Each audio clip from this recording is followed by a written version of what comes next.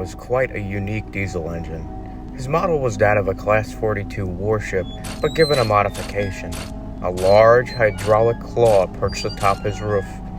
He used to be picked on by his appearance, causing him to become a menacing bully for a long time. But over the years, maturity and experience have taken its place in his mind. He's on good terms with a lot of steamies and diesels now. One morning, his manager greeted him in the scrapyards, along with his two co-worker diesels, Ari and Bert. Diesel 10, I've contracted you to work on the mainland scrapyard for a few days. Their crane has broken down. You will leave the yards at once. It's quite a journey there. The name of the scrapyard is Mackenzie's. On it, sir, Diesel 10 replied. Can you two keep the yards in good shape while I'm gone? He asked Ari and Bert. Oh, don't worry, 10, we got it, said Ari. Piece of cake, said Bert. Off you go then, Column, said the manager, and Diesel 10 left the yards. He trundled down the main line. He was enjoying himself. It's not often I get a nice long run like this, he said to himself. Each time he saw another engine, he tooted hello to them. As he crossed the mainland bridge into Vickerstown, he veered down a southwest branch line track where he was greeted by the towering gates of Mackenzie's scrapyard. Whoa, it's enormous, he said to himself. The gates opened, and inside he saw big diesels shuffling around the yards. The yard was enormous. Rows and rows of tracks covered the grounds. Piles of scrap towered so high that it eclipsed the sunlight. A man with a clipboard stepped out of the main building. Ah, you must be Column, said the man. I'm Sean Mackenzie, the supervisor here. We've got quite a bit of work for you to do. Happy to help, sir. You can just call me Diesel 10. Everyone does. All right, Diesel 10 it is then. Over in the northwest corner, you'll find some trucks to be loaded. You'll be loading them with piles of water pump casings we have. When you're finished, shunt them to the front here. Alrighty then, said Diesel 10, and he went on his way. He shuffled down a siding where he was met by another big diesel. He was a big Class 58, gray and yellow in color. Hello, I'm Diesel 10, your mobile crane for a few days. What's your name? The diesel eyed Diesel 10 with a shocked expression. They call me Bone, but the trucks are behind the warehouse further back. You'll find the pumps out front of the building. Oh, okay, thank you. Diesel 10 felt a little uncomfortable. He couldn't understand why Bone kept staring at him. He found the sidings where the trucks were. The siding was lined with the rusted hulks of Class 08 shunter diesels. These were sights that Diesel 10 was familiar with, because even he knew diesels could be scrapped. Still, the grim sight shook him a little bit, but he carried on. He coupled up to the row of trucks and began slowly backing out of the siding when... Hey, it's you. It's really you, said a wheezy voice. Who said that? Oh, come on. Don't tell me you don't remember your friends, Diesel 10. Diesel 10 looked in front of him, and behind a dilapidated shunter on the opposite track was a purple and gray diesel. It was one of his old cronies, Splatter. Splatter, said Diesel 10, shocked. Is it really you? The same, 10, Splatter replied. What are you doing here? Asked Diesel 10. Waiting for my time. I'm no longer seen as useful. Where's Dodge? Asked Diesel 10. Scrapped. Melted down 2 weeks ago, said Splatter with almost no emotion. Oh, I'm so sorry, replied Diesel 10. But how'd you wind up here? Splatter then smirked slyly and snickered. Oh, you would have been so proud of me. I caused a couple of steamers bad accidents and scrapped them. You should have seen the looks on their faces as they took their last seconds in. Oh, it was satisfying, said Splatter. Diesel 10 was shocked and disgusted Why would you do something so wicked? Because that's what we wanted, right? Back in the day, you, me, and my brother, telling off those steamers that they will be melted down. Oh, the feeling of being in control, getting to move the age of progress. Too bad the controller here didn't accept my good intentions, had me sent here with Dodge for punishment. And now, I'm no different than any other steamy who's obsolete. The fools they are. The age of diesels is here. You're a fool, Splatter, said Diesel 10. He was shocked and angry.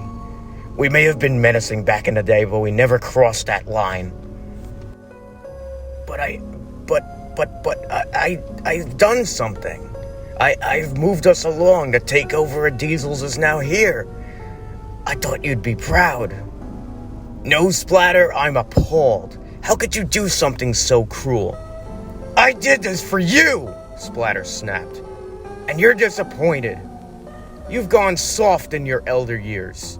Now quit hating on me and help me get out of here. Diesel 10's face dropped into a frown. He looked down at his buffers, then looked back up at Splatter. Fruitless endeavors, Splatter. As far as I'm concerned, you're getting what's coming to you. I can't believe you did something so bad, so cruel. You're dead to me. And Diesel 10 began to roll away backwards. Splatter was now desperate. Hey! You can't just leave me here! Get me out of here! Don't let me die! Come on! Get me out of here! Don't turn your back onto me! Diesel 10! Diesel 10 left the siding, and his voice echoed. You're a cruel bastard, Splatter! You have no soul! As the noise of the scrapyard drowned out Splatter's desperate cries for help. Suddenly, Splatter felt a bump as the old rusty diesels in front of him were pulled away. Oh, I knew it. I knew you'd never leave an old friend behind, 10. As the diesels were pulled away from Splatter, a big blue Class 55 rolled towards him. Hey there, old-timer. Your time is finally coming to an end. Splatter said nothing and shut his eyes as he was pulled out of the siding and shunted into the smelter shed by the big diesel. Diesel 10 had finished his day and backed down onto a siding next to Bone, the Class 58 he met before. You guys don't have any sheds? Asked Diesel 10. That would take up an unnecessary amount of space, or so says the manager. But we don't mind, really. We just cop a squat and turn in for the night, said Bone. Oh, alright, said Diesel 10. Hey, why were you staring at me before? I'm sorry, said Bone. It's just that you're a Class 42. We don't have many older diesels around here, and you're quite unique looking. You must be really useful with that claw of yours. With usefulness comes integrity, said Diesel 10. As far as I've known, I'm one of 3 warships left in the UK. The rest were scrapped, Bone said, cutting Diesel 10 off. We know. A shame. We could really use advice from chaps like yourself. Well, I got plenty of experience, replied Diesel 10. What do you want to know? The 2 diesels ventured off in conversation throughout the night. Diesel 10 explained to the young Bone what integrity meant, and they talked long into the evening with the stars twinkling above. As morning came, Bone set off early as the birds were just chirping. Diesel 10 was fast asleep when suddenly... Ah! Said Diesel 10, surprised. Wakey, wakey, 10. We always start bright and early here. Oh, and deprive me of my beauty rest? Why don't you, young one? The 2 snickered and set off. We usually meet at the front of the yard so we could get our orders. Just pull up next to me. Diesel 10 did so, alongside 3 other modern diesels who flanked his right side, 7 more diesels who flanked Bone's left side. The 3 diesels, a Class 56, a Class 55, and a Class 52, all stared at Diesel 10 and sniffed, then glanced up at his claw. Oh, this, said Diesel 10, who raised his claw suddenly and snapped it towards the 3 diesels, causing them to quickly turn away and look down at their buffers. Diesel 10 lowered his claw and looked at Bone. Sometimes some theatrics let you get the message across, he said with a smile. Bone smiled too.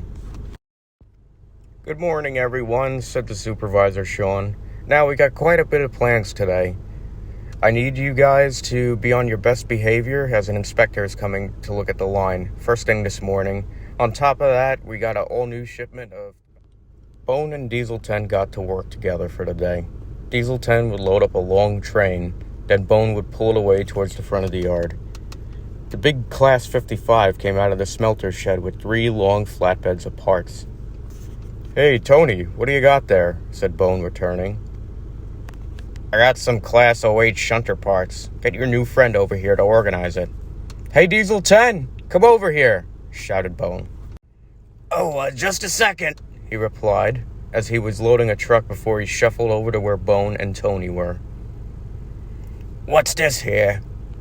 Old diesel parts. Oh, excuse me, forgot to introduce myself. I'm Tony. I handle a lot of the smelting going on around here. Good to meet you. Now where's this going? Over towards the front, we got a big collection of engine blocks. You can't miss it. Side paneling can go into any light metal pile. Got it. Piece of cake. And Diesel 10 took the flatbeds away. Isn't he awesome, Tony? Said Bone. I'll say this much. For an old-timer, he really is a jack of all trades, replied Tony. Diesel 10 found where the engine blocks were.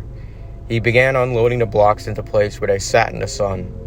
He then took the remainder of the light metal pile. As he picked up one of the panels, the ones underneath were dark gray and purple. And for a moment, he felt sad, but he also thought about his past. The panels were Splatter's remains. I goaded him into this. I only wish I was smarter back then. I'm sorry, Splatter. And he unloaded Splatter's remains into the rest of the scrap metal in the siding. At the end of the day, both Bone and Tony decided to park next to Diesel 10. The manager says our crane should be back to good working order by morning, said Bone. It's a shame. I was hoping you'd stick around a bit more, Diesel 10. Yeah, you're really an engine of experience, chimed Tony. Likewise, you too. But I'm needed back at home on Sodor. So, Tony, how was yesterday's smelt? Oh, I must have melted down those shunters into about 30 tons worth of molten steel. There was one non-faceless lad, though. He was strange. Most of them beg and plead, but he just sort of accepted it and didn't say anything. Must have been off somewhere else in his mind, Tony snickered. I don't find it funny, said Diesel 10. Oh, come on now, 10, said Tony. We're the future. We're revolutionary. We're scrap, cut off Diesel 10. We're just as much scrap as the stuff we put away, so shake off that high and mighty feeling and get wise. Who knows what other diesels they'll roll out of the factories that are more powerful and better equipped than us right now. Sometimes I think I've only lasted this long because of my unique purpose, but then I learned it was through experience and integrity that I kept going. My advice to you is to keep up a good work ethic, take a little pride, but if you're scrapping an engine with sentience, don't laugh in their face. Try to give them some comfort before their end. Finished Diesel 10. The 3 diesels fell asleep, but when morning came, all the diesels came to the front of the yard to say goodbye to Diesel 10. Diesel 10 smiled and said goodbye, giving friendly toots of his horn as he disappeared out of Mackenzie's scrapyard. He crossed over the mainland bridge and was soon back on Sodor. On his way, though, he felt down thinking about Splatter. But he didn't let it bother him as he trundled on, because even he knew, because when there's crime, there's punishment. Splatter committed a horrific crime, and he was punished. And that was that.